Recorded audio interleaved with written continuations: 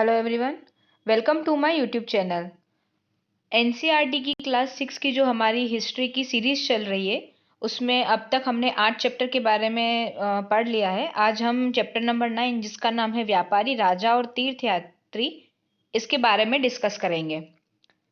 Chapter 9 को शुरू करने से पहले अगर आप 8 चैप्टर को अच्छे से पढ़ते हैं तो आपको ये चैप्टर ज़्यादा समझ में आएगा, क्योंकि जो अगले चैप्टर जैसे जैसे हम आगे की तरफ बढ़ते जाते हैं तो पीछे के चैप्टर से उनका कुछ ना कुछ कनेक्शन होता है। ठीक है, जैसे इस चैप्टर में तुम पढ़ोगे जिसमें डायरेक्ट लाइन दे दी जाएगी कि चैप्टर 8 में तुमने ये पढ़ा, चैप्टर 7 में तुमने ये पढ़ा, चैप्टर 5 में तुमने ये पढ़ा। तो जब तक आप प्रीवियस चैप्टर को अच्छे से नहीं पढ़ेंगे तब तक आपको ये चैप्टर नहीं समझने वाला। आप इस हिस्ट्री को रटने के तौर पर मत पढ़िए, आप इसको एज ए स्टोरी पढ़िए कि कैसे प्राचीन काल में हमारे जो पूर्वज हुआ करते थे या जो सिंधु घाटी सभ्यता के लोग हुआ करते थे, वे कैसे जीवन जीते थे और आज हमें जो ये सारी व्यवस्थाएं मिली हैं उनका क्या इतिहास रहा है। अगर आप उसको इस नज़रिए से पढ़ेंगे तो आपको हिस्ट्री ज़्यादा इंटरेस्टिंग लगेगी। तो अभी हम चैप्टर नंबर 9, जिसका नाम है व्यापारी, राजा और तीर्थयात्री, इसके बारे में पढ़ना स्टार्ट करते हैं।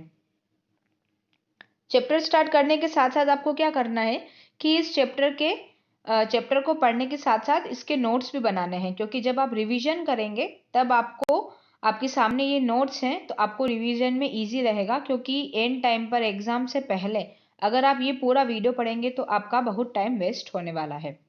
इसमें एक स्टोरी दी गई है। वैसे ये एनसीईआरटी जो स्टोरी देती है वो इतनी इम्पोर्टेंट नहीं होती है एग्जाम के नज़रिए से, पर इसमें दी गई है इसीलिए मैं आपको बता रही हूँ। बाजार में घूमती हुई जगीनी। जगीनी नाम की एक लड़की है जो अपने गांव के मेले की आस लगाए बैठी थी। स्टील के चमकदार बर्तन, रंग बिरंगी प्लास्टिक की बाल्टियां, शोक रंगों के फूलों के प्रिंट वाले कपड़े, चाबी से चलने वाले मजेदार खिलौने उसे बहुत अच्छे लगते थे। ये इसकी रुचि के बारे में बताया गया है। इन चीजों को बेचने वाले दुकानदार बसों और ट्रकों पर आते थे और रात को अपना सामान समेटकर वापस चले जाते थे। तो जगीनी को हैरानी होती थी कि ये लोग हमेशा इस तरह क्यों घूमते रहते हैं। उसकी माँ ने बताया कि ये लोग व्यापारी थे।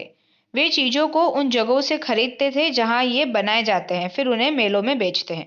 तो जैसे इस चैप्टर का नाम ही है व्यापारी, राजा और तीर्थयात्री, जिसमें हम देखेंगे कि व्यापारी जो प्राचीन काल में जो व्यापारी थे वो किन किन चीज़ों का व्यापार करते थे।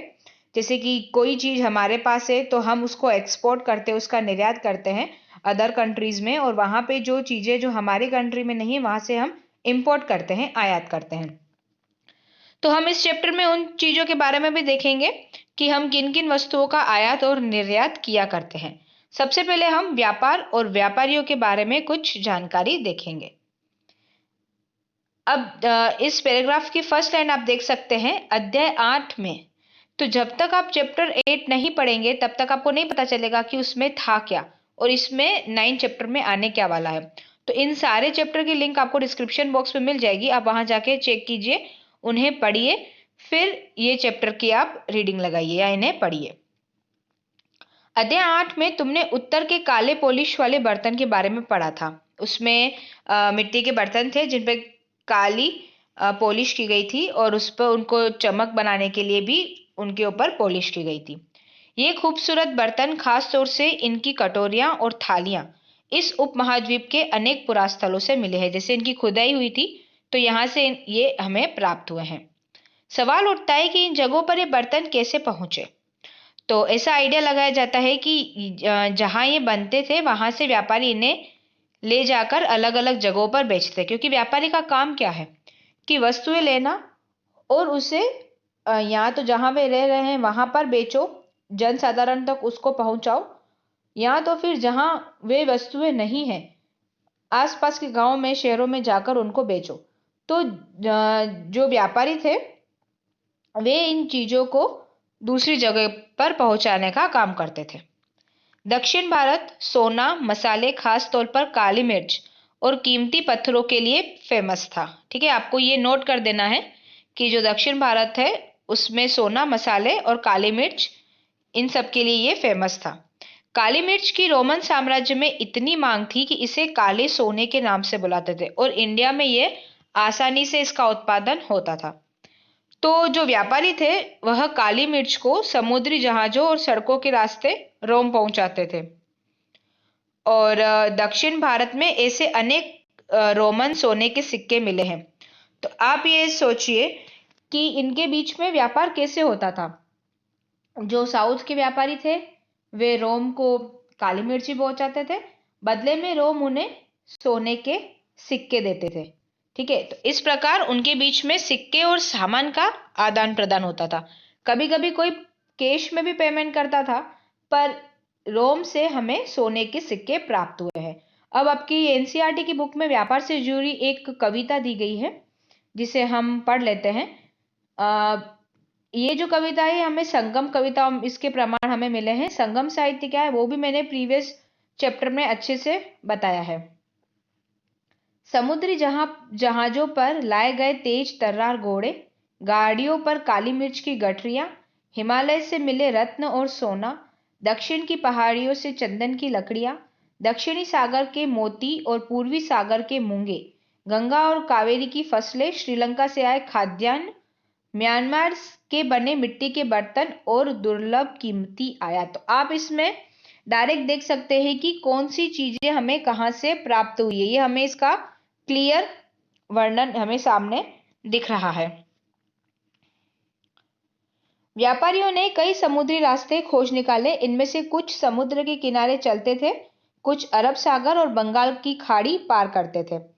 क्योंकि क्या जैसे कि दूसरी जगह जाना है तो तब तो इसे मैप्स वगैरह नहीं हुआ करते थे और न ही सारी जगहों का उन्हें पता था। तो इस व्यापार के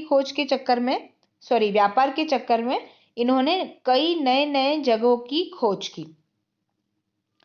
जो नाविक हुआ करते थे, जो नाव चलाते थे, वे मानसूनी हवा का फायदा उठाकर अपनी यात्रा जल्दी पूरी कर लेते। जैसे कभी मानसूनी हवाएं चल रही है तो हवा के वेग से वो नाव थोड़ा जल्दी चलती थी, तो इस प्रकार से वे अपनी यात्रा जल्दी पूरी कर लेते थे। वे अफ्रीका या अरब के पूर्वी तट से इस उपमहाद्वीप के पश्चिमी तट पर पहुंचना चाहते थे, तो दक्षिण पश्चिम मानसून के साथ चलना पसंद करते थे। क्योंकि जो दक्षिण पश्चिम मानसून था वह पश्चिम तट पर पहुंचाता था। कहां से? अरब के पूर्वी तट से। तो आपको यह ध्यान रखना है कि कौन सा मानसून के कौन से तट से किस तट पर पहुंचाता था। तो इस प्रकार वे जहाजों का सहारा लेते थे यात्रा करने के लिए, तो इसलिए उन्होंने मजबूत जहाजों का निर्माण किया। क्योंकि अगर जहाज पावरफुल नहीं होगा तो अगर हवा थोड़ी तेज चल रही है तो पता चला कि वो जहाज ही पूरा डूब गया। अब हम देखेंगे कि समुद्र तट से लगे राज्य कौन कौन से थे। दक्षिण भाग में इस उपमहाद्वीप का सबसे बड़ा तटीय प्रदेश था। इनमें बहुत से पहाड़, पठार और नदी के मैदान भी थे। नदियों के जो मैदान थे वे कावेरी का मैदान सबसे इसमें उपजाऊ माना जाता था। मैदानी इलाकों तथा तटीय इलाकों के सरदारों और राजाओं के पास धीरे धीरे काफी संपत्ति और शक्ति हो गई। ठीक है, क्योंकि जैसे जो तट का इलाका था वहां से सारा सामान जैसे जो एक्सपोर्ट होता था या इंपोर्ट होता था, तो वहां के राजाओं को इससे काफी पैसा मिला, जिससे उनकी संपत्ति और शक्ति दोनों ही बढ़ गई। संगम कविताओं में मूवेंदार की चर्चा मिलती है। मूवेंदार क्या है? यह एक तमिल शब्द है जिसका अर्थ होता है तीन मुखिया। तीन मुखिया जो है इसका यूज तीन शासक परिवार के मुखियाओं के लिए किया गया है। तो वो तीन शासक कौन कौन से थे? चोल, चेर और पांड्य। ठीक है, तो आपको ये ध्यान रखना है कि इसके लिए किसका प्रयोग किया गया? मूवेंदार का। तो चोर, चेर और पांड्य, आपको ये तीनों ध्यान रखने हैं। ये जो तीनों परिवार हैं ये दक्षिण भारत में 2300 साल पहले काफी शक्तिशाली माने जाते थे। इन तीनों मुखियाओं के अपने दो दो सत्ता केंद्र थे। इसमें एक जो था वो तटीय हिस्से में था, मतलब वो समुद्री जैसे वो सामान भिजवाते थे, तो एक उनका केंद्र वहां था और दूसरा अंदरूनी हिस्से में था। क्योंकि अगर आप कहीं रूल कर रहे हैं, किसी पे शासन कर रहे हैं, तो उस पे नियंत्रण रखने के लिए एक मजबूत केंद्र आपका देश के अंदरूनी हिस्से में भी होना जरूरी माना जाता था। इस तरह 6 केंद्र हो गए, क्योंकि तीन मुखिया हैं, तीनों के दो दो केंद्र थे, एक बाहर मतलब एक बॉर्डर पे और दूसरा अंदर। तो इस प्रकार टोटल 6 केंद्र हो गए जो इंपॉर्टेंट थे। ठीक है, एक चोलों का पत्तन पुहार या कावेरीपट्टनम और दूसरा पांड्यों की राजधानी मदुरै। ये हो गए, ठीक है, चोल के और पांड्य के। ये जो मुखिया हैं वो लोगों से नियमित कर की बजाय उपहारों की मांग करते थे, ठीक है। मतलब उन्हें कर के बदले में उपहार दो, मतलब उन्हें कुछ न कुछ मिलना था।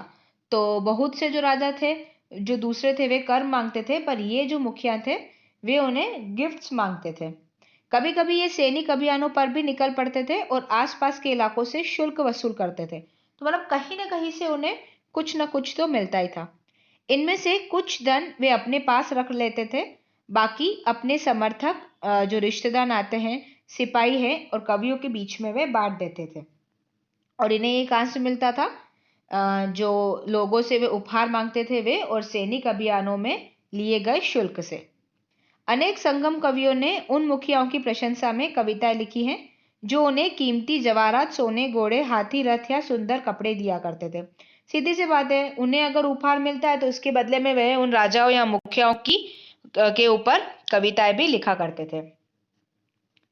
इसके लगभग 200 वर्षों के बाद पश्चिम भारत में सातवाहन नामक राजवंश का प्रभाव बढ़ने लगा। ये जो राजवंश है जिनके अभी आप खाली नाम पढ़ रहे हैं, इनका हम डिटेल जैसे जैसे आगे की क्लास होती जाएगी उसमें पढ़ेंगे। तो आपको जैसे सातवाहन है उसमें कौन कौन से शासक हुआ करते थे, उनकी शासनकाल में कौन कौन सी घटनाएं, वो सारा हम डिटेल में आगे की क्लास में पढ़ेंगे। जो सातवाहन था उनका सबसे प्रमुख राजा था गौतमी पुत्र श्री सातकर्णी, ठीक है। उसके बारे में हमें उसकी माँ गौतमी बलश्री द्वारा दान किए गए एक अभिलेख से पता चलता है। अब अभिलेख जैसे मैंने प्रीवियस चैप्टर में इतनी बार समझा रखा है कि अभिलेख का मतलब क्या होता है, जैसे इसमें डायरेक्ट वर्ड यूज दिया गया है। अगर आपको अभिलेख समझना है तो आप प्रीवियस वीडियो को ध्यान से देखिए। वह और अन्य सभी सातवाहन शासक दक्षिणापथ के स्वामी कहे जाते थे, मतलब जो दक्षिण का पथ है उसके स्वामी कहे जाते थे। कौन? गौतमी पुत्र शातकर्णी और उसके जो दूसरे शासक थे सातवाहन के। दक्षिणापथ का मतलब क्या था? जो दक्षिण की ओर जाने वाला रास्ता है उस पर। तो मतलब आप समझ सकते हैं कि दक्षिणापथ का स्वामी मतलब अगर किसी और पर्सन को दक्षिण की तरफ जाना था तो उन्हें इन सातवाहन शासकों की मंजूरी लेनी होती थी, ठीक है। यहाँ तो फिर अगर वे अपनी मनमानी करते थे या अपनी मर्जी से जाते थे तो उन्हें उनसे युद्ध करना होता था। पूरे दक्षिणी क्षेत्र के लिए भी यही नाम प्रचलित था, ठीक है।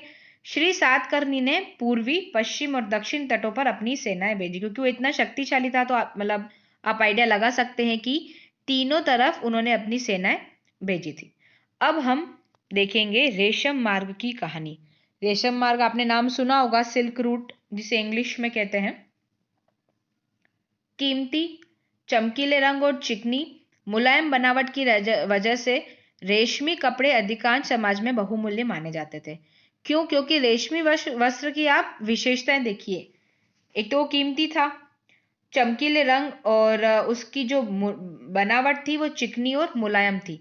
तो इसकी वजह से ही वह बनावट की वजह से ही वह कीमती था, यानी महंगा था।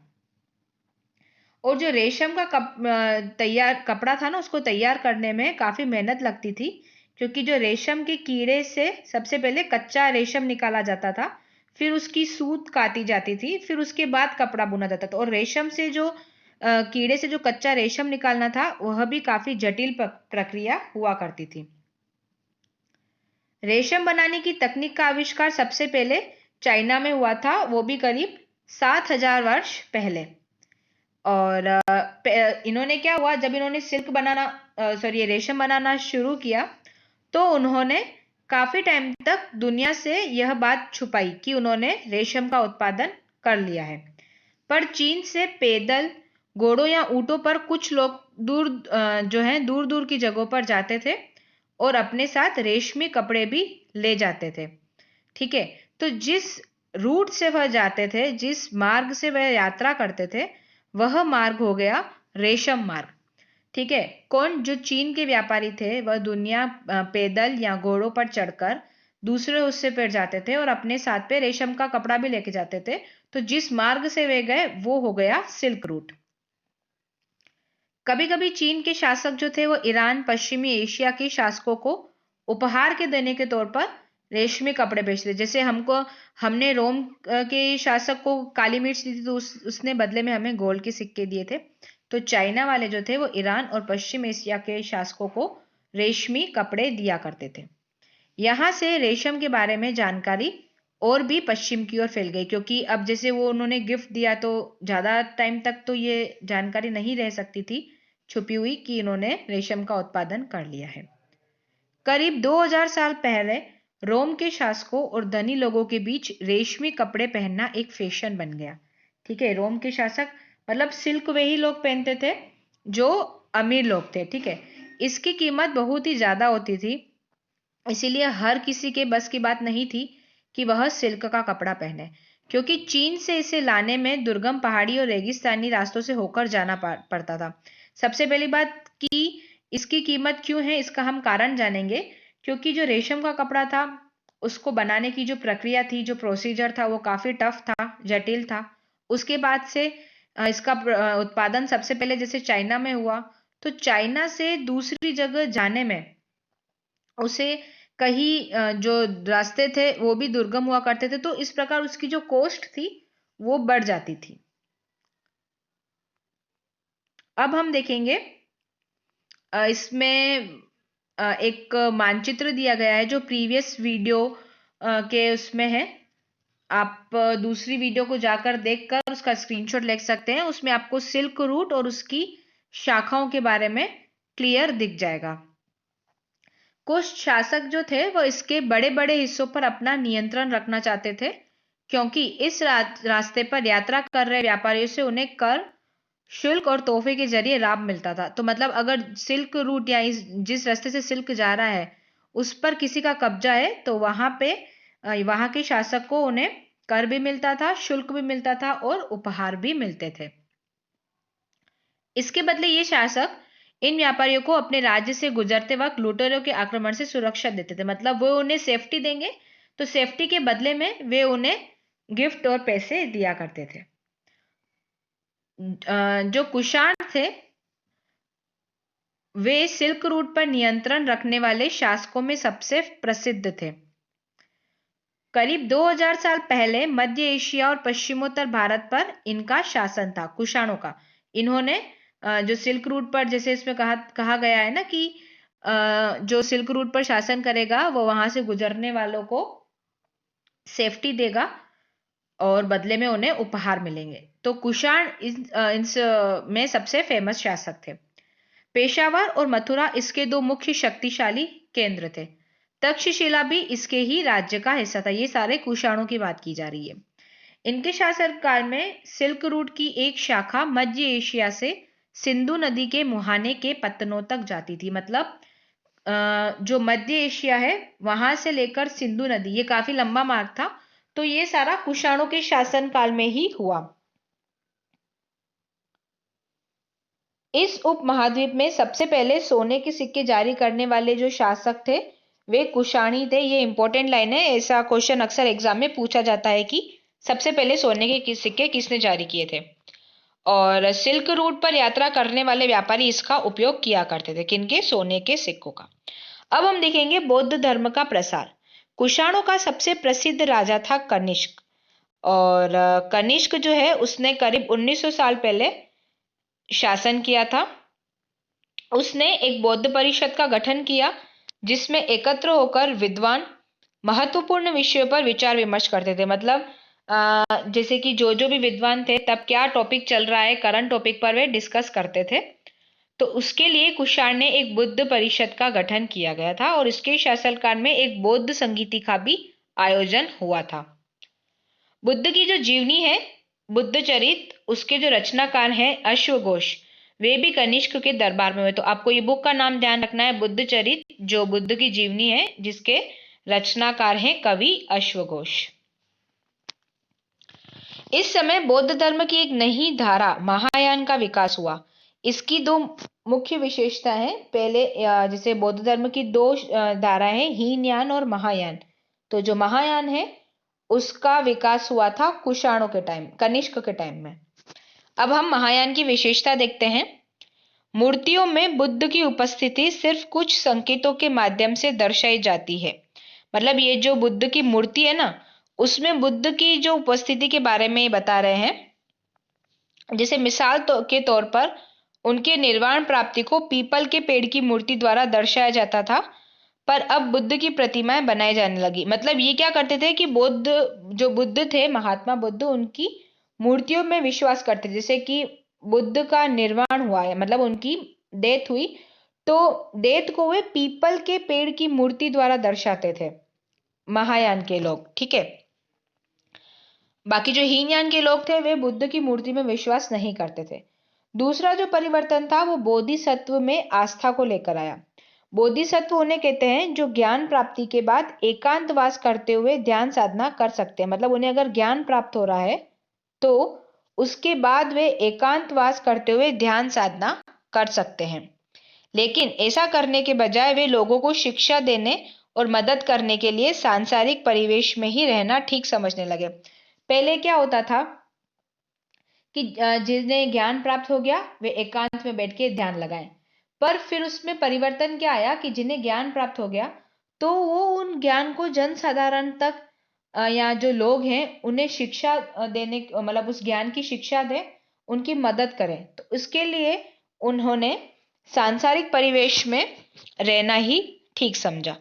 धीरे धीरे बोधिसत्व की पूजा काफी लोकप्रिय हो गई और पूरे मध्य एशिया, चीन और बाद में कोरिया और जापान तक भी फैल गई। ये क्या करते थे, ज्ञान प्राप्त करने के बाद लोगों को इसकी शिक्षा दिया करते थे। जो बौद्ध धर्म का प्रसार है वह पश्चिमी और दक्षिण भारत में हुआ, जहां बौद्ध भिक्षुओं के रहने के लिए पहाड़ों में दर्जनों गुफाएं खोदी गई। ठीक है, इसके बारे में भी एक प्रीवियस चैप्टर है, उसमें बौद्ध धर्म के बारे में बताया गया है। अब आप एक ये फोटो देख सकते हैं, इसमें सांची के स्तूप की एक मूर्ति का चित्र है। यहाँ इस वृक्ष और इसके नीचे के खाली आसन को देखो। मूर्तिकारों ने यह बनाने के लिए खुदाई करके यह मूर्ति बनाई कि बुद्ध के ज्ञान की प्राप्ति इसी वृक्ष के नीचे ध्यान करने से हुई थी। तो इस वृक्ष के नीचे ध्यान किया था महात्मा बुद्ध ने और उन्हें ज्ञान प्राप्ति हुई थी। इसका मूर्तिकारों ने ऐसा चित्र बनाया है। अब जो ध्यान साधना के लिए, मतलब जहाँ पे वे बौद्ध भिक्षु रहते थे जिन गुफाओं में, और ये जो गुफाएं थी वो राजा और रानियों के आदेश पर बनाई गई थी, और किसी किसी गुफाओं को व्यापारी और कृषकों द्वारा भी बनवाया गया था। ये जो गुफाएं, इनमें ज्यादातर जो है वो पश्चिमी घाट के दर्रों के पास बनाई गई। जो पश्चिमी घाट है उसके दर्रों के पास ये अधिकतर गुफाएं बनाई गई हैं। दक्कन के शहरों और तटों के समृद्ध बंदरगाहों और उन्हें जोड़ने वाली सड़कें भी इन्हीं दर्रों से होकर गुजरती थी। ऐसा लगता है कि यात्रा करने वाले व्यापारी इन गुफाओं वाले मठों में विश्राम के लिए रुकते थे। ये जो मतलब व्यापारी है वह इन मठों में विश्राम किया करते थे, इसीलिए उन्होंने, क्योंकि ये बंदरगाहों के निकट बनी है, तो इसीलिए ऐसा आइडिया लगाया गया है कि व्यापारियों ने अपने रेस्ट के लिए ये मठों का निर्माण करवाया था। बौद्ध धर्म जो है वह दक्षिण पूर्व की ओर श्रीलंका, म्यांमार, थाईलैंड और इंडोनेशिया सहित दक्षिण पूर्व एशिया के अन्य भागों में भी फैला। अब आपके सामने ये जो बाईं ओर दी गई है बुद्ध की प्रतिमा और एक दी गई है दाईं ओर। तो जो बाईं ओर है वो मथुरा में बनी हुई है बुद्ध की एक प्रतिमा है, और जबकि जो दाईं ओर है वह तक्षशिला में बनी बुद्ध की एक प्रतिमा है। तो आप देख सकते हैं ये एक है मथुरा की और दूसरी है तक्षशिला की। थेरवाद नामक जो है बौद्ध धर्म का आरंभिक रूप इनमें कई अधिक प्रचलित है। ये थेरवाद है जिसके बारे में, ये बौद्ध धर्म का आरंभिक रूप है। आप इसे अभी इस क्लास में इतना ही समझिए, इसकी डिटेल हम आगे आने वाली क्लास में पढ़ेंगे। अब हम देखेंगे तीर्थ यात्रों की जिज्ञासा के बारे में। तीर्थयात्री कौन होते थे? वे स्त्री और पुरुष जो प्रार्थना के लिए पवित्र स्थानों की यात्रा करते थे। जैसे कि अभी हम भी सुनते हैं तीर्थ यात्रा के बारे में। तो जहाँ पे उनकी यात्रा या साधना का स्थान था, वहां पे पहुंचने वाले जो स्त्री पुरुष थे जो यात्रा करके जाते थे, तो वह था तीर्थयात्री। व्यापारी काफिलों में तथा जहाजों पर दूर दूर जाया करते थे। बहुत से तीर्थयात्री भी उनके साथ यात्रा पर निकलते थे। ठीक है, व्यापारी के साथ साथ तीर्थयात्री जाते थे। इसी तरह भारत की यात्रा पर आया चीनी बौद्ध तीर्थयात्री फाशियन काफी प्रसिद्ध है। कहीं कहीं इसका नाम फाहियान भी मिलता है। वह करीब 1600 साल पहले आया। यहाँ पे लिखा है ना श्वेनसांग, आगे की क्लास में आप इसे पढ़ेंगे हेनसांग, जो 1400 वर्ष पहले भारत आया और करीब 50 साल बाद इत्सिंग आया। जो फायान है वह चंद्रगुप्त द्वितीय जो है गुप्त काल का एक राजा, उसके शासनकाल में आया था। और ये जो हेनसांग है वो हर्षवर्धन के शासनकाल में आया था। इन सब ने क्या किया, बुद्ध के जीवन से जुड़ी जगहों पर और जो जो भी मठ थे वहां पे वे गए और वहां पे उन्होंने अपना यात्रा वृतांत लिखा कि वहां के लोगों का जीवन कैसा था, और उन्होंने बुद्ध के बारे में भी बहुत कुछ लिखा। तो इसके बारे में आप चैप्टर नंबर 6 में पढ़ सकते हैं। इनमें से प्रत्येक तीर्थयात्री ने अपनी यात्रा का वर्णन लिखा और इन यात्राओं में इनको कई वर्ष लगे थे। बहुत बार उन्होंने काफी मुश्किलों का सामना भी करना पड़ा। जिन देशों और मठों को उन्होंने देखा उनके बारे में उन्होंने लिखा और उन किताबों के बारे में भी उन्होंने लिखा जिनके साथ जो वे अपने साथ ले गए। तो ये जो विदेशी यात्री थे और यहाँ जो भी तीर्थ यात्री थे वे अपने यात्रा का वर्णन करते थे। तो इससे हमें भी इतिहास को जानने में काफी हेल्प मिली, क्योंकि आज हम जो इतिहास या जो भी हमारे पास्ट में हो चुका है उसके बारे में पढ़ रहे हैं। तो इसकी हमें जानकारी कैसे प्राप्त हुई है, जो अभिलेख मिले हैं, जो सिक्के मिले हैं, ठीक है, खुदाई में जो साधन मिले हैं और जो विदेशी यात्रियों के विवरण हैं, ठीक है, इनसे हमें बहुत जानकारी मिली है कि कैसे इन लोगों का जीवन था। आर्थिक व्यवस्था, सामाजिक व्यवस्था, सांस्कृतिक व्यवस्था और धार्मिक व्यवस्था, इन सब के बारे में हमें जानकारी मिली है। अब जैसे कि हमने देखा कि जो चीनी यात्री या जो भी दूसरे देश से यात्री भारत आए थे यात्रा करने, उन्हें काफी जटिलताओं का भी सामना करना पड़ा। अब हम देखेंगे इसमें एक बताया गया है कि जो फाशियन है वह चीन वापस कैसे लौटा। उसकी एक स्टोरी दी गई है जो मैं आपको पढ़कर बता रही हूँ। फाशियन ने अपने घर चीन वापस लौटने के लिए अपनी यात्रा बंगाल से शुरू की। वह व्यापारियों के एक जहाज पर चढ़ा। मुश्किल से वे 2 दिन ही चल पाए थे कि एक समुद्री तूफान में वे फंस गए, क्योंकि वो समुद्री मार्ग से यात्रा करते थे तो इसलिए वहां पर वे फंस गए। व्यापारी अपने जहाज को डूबने से बचाने के लिए उनमें से अपने माल को फेंककर जहाज को हल्का करने की कोशिश करने लगे। उनके पास जो सामान था वे उनको फेंक के बाहर मतलब समुद्र में फेंक रहे थे ताकि जो जहाज है वो हल्का हो जाए। फाशियन ने भी अपने सामान को फेंका, पर वह अपनी उन पांडुलिपियों और बुद्ध की मूर्तियों को नहीं फेंका जिन्हें उसने अपनी भारत यात्रा के दौरान संकलित की थी। ठीक है, क्योंकि उसने इतना सारा वृतांत लिखा था इसीलिए उसने उसको नहीं फेंका। अंततः 13 दिनों के बाद आंधी रुकी और उसने समुद्र का वर्णन इस प्रकार किया है। समुद्र असीम है। सूर्य, चांद या तारों की गति को देखे बिना यह पता लग पाना असंभव है कि पूर्व किधर है और पश्चिम किस दिशा में। मतलब उन्हें कुछ दिखता नहीं था, आसपास खाली पानी दिखता था। अब जैसे पूर्व से सनराइज हो रहा है तो पता चलेगा कि अभी सूरज निकला है तो ये पूर्व है, बाकी उन्हें दिशा का भी ज्ञान नहीं हो पा रहा था। अगर बरसात और अंधेरा हो तो जहाज को हवा की रुख में ले जाने के अलावा और कोई चारा नहीं था, क्योंकि अब हवा चलेगी तो जहाज उसी डायरेक्शन में चलेगा, तो उनके पास कोई ऑप्शन भी नहीं था कि वे उस डायरेक्शन के अलावा किसी और डायरेक्शन में जा पाए। जावा पहुंचने में उसे 90 दिन से भी ज्यादा का टाइम लग गया। वहां वह 5 महीने के लिए रुका। इसके बाद दूसरे व्यापारी जहाज में चढ़कर वह चीन पहुंच गया। जो श्वेनसांग जो है वह भूम मार्ग से यानी उत्तर पश्चिम और मध्य एशिया से होकर चीन वापस लौटा। उसने सोने, चांदी और चंदन की लकड़ी की बनी बुद्ध की मूर्तियां तथा 600 से भी अधिक पांडुलिपियां एकत्र की थी। इन्हें वह 20 घोड़ों पर लाद कर ले गया, पर इसमें से 50 पांडुलिपि उस समय खो गई जब सिंधु नदी पार करते हुए उसकी नाव उलट गई। 600 तो उसने पांडुलिपि एकत्र की थी, पर 50 जो थी वह गुम हो गई क्योंकि उसकी नाव उलट गई थी। अपने जीवन का बाकी हिस्सा उसने बची हुई पांडुलिपियों का संस्कृत से चीनी अनुवाद करने में लगा दिया। ठीक है, तो हेनसांग और जो फाहान है उन दोनों के बारे में हमने देखा। अब है नालंदा, जो शिक्षा का एक विशिष्ट केंद्र है। हेनसांग तथा अन्य तीर्थयात्रियों ने उस समय के सबसे प्रसिद्ध बौद्ध विद्या केंद्र जो रहा था नालंदा, जो कि आधुनिक बिहार में स्थित है, उसका अध्ययन किया। और उसने नालंदा के बारे में इस प्रकार लिखा है: यहाँ के शिक्षक योग्यता तथा बुद्धि में सबसे आगे हैं।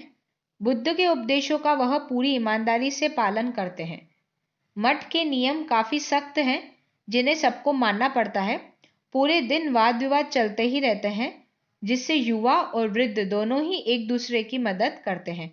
विभिन्न शहरों से विद्वान लोग अपनी शंकाएं दूर करने यहाँ आते हैं। नए आगंतुकों से पहले द्वारपाल ही कठिन प्रश्न पूछते हैं। उन्हें अंदर जाने की अनुमति तभी मिलती है जब वे द्वारपाल को सही उत्तर दे पाते हैं। 10 में से 7-8 सही उत्तर नहीं दे पाते थे, तो इस प्रकार नालंदा के अंदर जाना काफी टफ हो जाता था। तो ये नालंदा जो कि बिहार में स्थित है, उसके बारे में उन्होंने ये जानकारी दी है। अब है भक्ति की शुरुआत। भक्ति की शुरुआत कैसे हुई? उसी टाइम पे क्या हुआ, देवी देवताओं की पूजा का चलन भी शुरू हो गया था, जिसमें जो हिंदू धर्म है यह सबसे मुख्य पहचान बन गई। इसमें शिव, विष्णु, दुर्गा जैसे देवी देवताओं की पूजा की जाती थी। इन देवी देवताओं की जो पूजा है वह भक्ति परंपरा के माध्यम से की जाती थी। भक्ति उस समय काफी लोकप्रिय परंपरा बन गई। किसी देवी या देवता के प्रति श्रद्धा को भक्ति कहा गया। मतलब आप किसी भगवान के प्रति श्रद्धा व्यक्त करते हैं तो आप उनकी भक्ति कर रहे हैं। भक्ति का पथ सबके लिए खुला था, चाहे वह धनी हो या गरीब, ऊंची जाति का हो या नीची जाति का, स्त्री हो या पुरुष। मतलब भक्ति करने में किसी भी प्रकार की भेदभाव नहीं थी। अब आगे बढ़ने से पहले आप ये फोटो देख सकते हैं। यह जो फोटो है वो वराह के रूप में विष्णु है। विष्णु का एक अवतार है वराह। और यह जो मूर्ति है वह एरंड, जो कि मध्य प्रदेश में है। इसकी डिटेल हम चैप्टर नंबर 11 में भी पढ़ेंगे। पुराणों के अनुसार जल में डूबी हुई पृथ्वी को बचाने के लिए विष्णु ने वराह रूप धारण किया था। यहाँ पृथ्वी को एक स्त्री के रूप में दर्शाया गया है। तो ये आप फोटो देख सकते हैं, जो विष्णु का ही एक रूप है वराह। अब हम देखेंगे भक्ति मार्ग की जो चर्चा वह हिंदू के पवित्र ग्रंथ भगवत गीता में की गई है। भगवत गीता की डिटेल भी हम चैप्टर नंबर 11 में पढ़ने वाले हैं। भगवत गीता जो है वह महाभारत का एक हिस्सा है। और इसमें जो है भगवान कृष्ण उनके जो भक्त हैं अर्जुन, उन्हें वह सभी धर्मों को छोड़कर उनकी शरण में आने का आदेश दे रहे हैं, क्योंकि जो कृष्ण है केवल वे ही अर्जुन को सारी बुराइयों से मुक्ति दिला सकते हैं। ये जो है इसमें इतना कुछ समझाने का नहीं है, इसलिए मैं इसकी रीडिंग करती जा रही हूँ। भक्ति मार्ग अपनाने वाले लोग आडंबर के साथ पूजा पाठ करने के बजाय ईश्वर के प्रति लगन और व्यक्तिगत पूजा पर जोर देते थे। मतलब वह व्यक्तिगत पूजा पर अधिक ध्यान देते थे। भक्ति मार्ग अपनाने वालों को यह मानना है कि अगर अपने आराध्य देवी या देवता की सच्चे मन से पूजा की जाए तो वह उसी रूप में दर्शन देंगे जिसमें भक्त उसे देखना चाहता है। यह उनकी मान्यता है। अगर आप जिस रूप में भगवान को चाहते हैं तो भगवान आपको उन्हीं रूप में दर्शन देंगे। इसीलिए आराध्य देवी या देवता मानव के रूप में भी हो सकते हैं, या फिर सिंह, पेड़ या अन्य किसी रूप में। मतलब आप जिस रूप में उन्हें देखना चाहेंगे आपको वही रूप मिलेगा। जैसे जैसे इस विचार को समाज द्वारा स्वीकृति मिलती गई, कलाकार देवी देवताओं की एक से बढ़कर एक खूबसूरत मूर्तियां तैयार करने गए। अब हम भक्ति के बारे में देखेंगे। भक्ति जो है वो भज शब्द से बना है, जिसका अर्थ है विभाजित करना या हिस्सेदारी। इसका अर्थ यह है कि भक्ति भगवान और भक्त के बीच परस्पर एक अंतरंग संबंध है। भगवान और भक्त के बीच, क्योंकि जो भक्त है वो भगवान के प्रति श्रद्धा व्यक्त कर रहा है तो वह उसकी भक्ति कर रहा है। भक्ति जो है वह भगवान के प्रति झुकाव है। भगवत का एक अर्थ यह भी है जो अपने ऐश्वर्य तथा सुख को भक्तों के साथ बांटता है। यानी भक्त या भगवत अपने देवी देवताओं के भाग का हिस्सेदार होता है। यह एक कविता है जो आप देख सकते हैं। ये एग्जाम की नजरिए से इतनी इंपॉर्टेंट नहीं है, इसलिए आप इसका स्क्रीनशॉट लेके पढ़ सकते हैं। देवी देवताओं का विशेष सम्मान होता था, इसीलिए विशेष जगहों पर ही इनकी मूर्तियों को रखा जाता है और जहां पर इन मूर्तियों को रखा जाता है उन्हें मंदिर कहा गया। मंदिर की डिटेल भी हम चैप्टर नंबर 11 में पढ़ने वाले हैं। भक्ति परंपरा ने चित्रकला, शिल्पकला और स्थापत्य कला के माध्यम से अभिव्यक्ति की प्रेरणा भी दी है। अब इसमें हिंदू शब्द का मतलब बताया गया है कि जो हिंदू शब्द इंडिया शब्द की ही तरह सिंधु या इंडस से निकला है। यह शब्द अरबों ईरानियों द्वारा उन लोगों के लिए उपयोग किया जाता था जो सिंधु नदी के पूर्व में रहते हैं। मतलब सिंधु नदी के पूर्व में रहने वाले जो हैं वह हिंदू हैं। यही शब्द उनके धार्मिक विश्वास और सांस्कृतिक परंपराओं के लिए भी प्रयुक्त हुआ। मतलब एरिया को देखकर तो उन्हें बताया ही गया, पर धार्मिक विश्वास और सांस्कृतिक परंपरा ने भी उन्हें हिंदू नाम दे दिया। तो इस प्रकार चैप्टर नंबर 9 आज हमारा यहीं पूरा होता है। अगर आपको मेरी वीडियोस पसंद आती हैं तो आप उन्हें लाइक कीजिए, ज़्यादा से ज़्यादा शेयर कीजिए और यूट्यूब के मेरे इस चैनल को सब्सक्राइब कीजिए, जिससे आप मेरी आने वाली हर वीडियो से अपडेट होते रहेंगे। साथ ही साथ आप मेरे इस चैनल को सब्सक्राइब करना ना भूलें। Thank you so much.